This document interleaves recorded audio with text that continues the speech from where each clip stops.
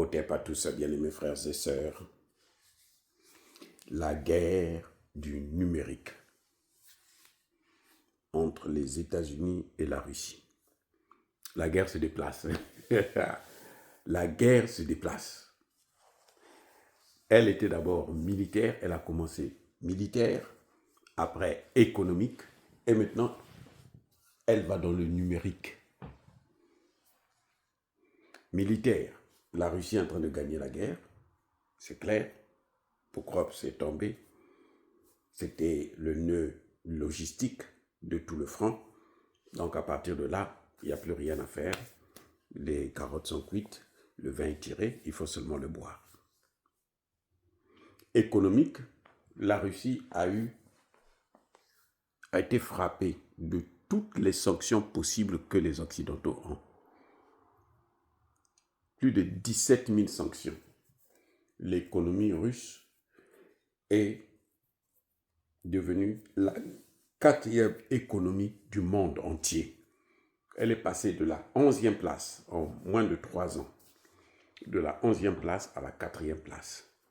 Maintenant, elle est en train de se battre pour aller à la 3e ou la 2e place. Elle veut carrément dépasser les États-Unis. Bref, ça c'est une autre affaire. Mais là, nous parlons de la guerre économique. Les Américains ont mis tout le paquet.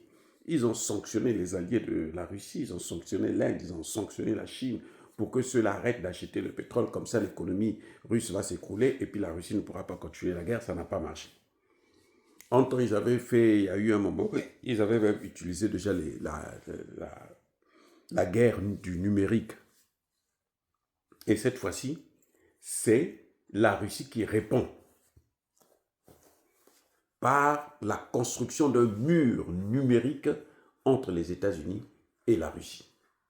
Et ça, c'est grave. La Russie vient d'interdire l'usage de toutes les applications américaines.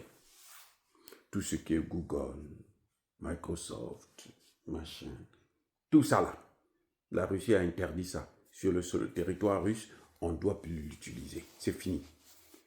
Les Russes doivent maintenant consommer russe ou consommer pays alliés, c'est-à-dire la Chine, la Corée du Nord et puis les autres. Donc, que dit Poutine? La Russie évoque des raisons de sécurité. Elle dit qu'elle estime que, 1, ces outils-là servent pour les pays de l'OTAN comme des instruments d'espionnage. Ce sont des outils de déstabilisation et puis d'exploitation des informations. C'est-à-dire que eux, ils sont aujourd'hui, en utilisant leurs logiciels, leurs applications, ils peuvent même depuis les États-Unis rentrer dans votre téléphone, prendre vos informations et puis communiquer avec qui ils veulent et puis te foutre dans des problèmes que tu ne connais même pas. C'est devenu d'ailleurs... Même Israël avait développé une application qu'on appelle Pegasus, où tu peux rentrer dans le téléphone de quelqu'un, tu rentres dans le téléphone et puis bon, c'est comme si c'est toi qui utilises le téléphone là. Tu peux faire des appels, tu peux recevoir des appels, tout ce que la personne fait, toi tu es au courant, tu vois et tout machin. Il y a un ministre tchadien qui avait été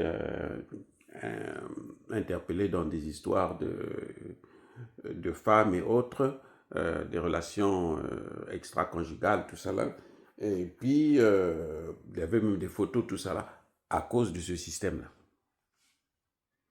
Donc, les Russes ont dit, maintenant, ils n'ont plus attendu que les Américains interdisent ça. Ce sont eux qui ont dit, plus question.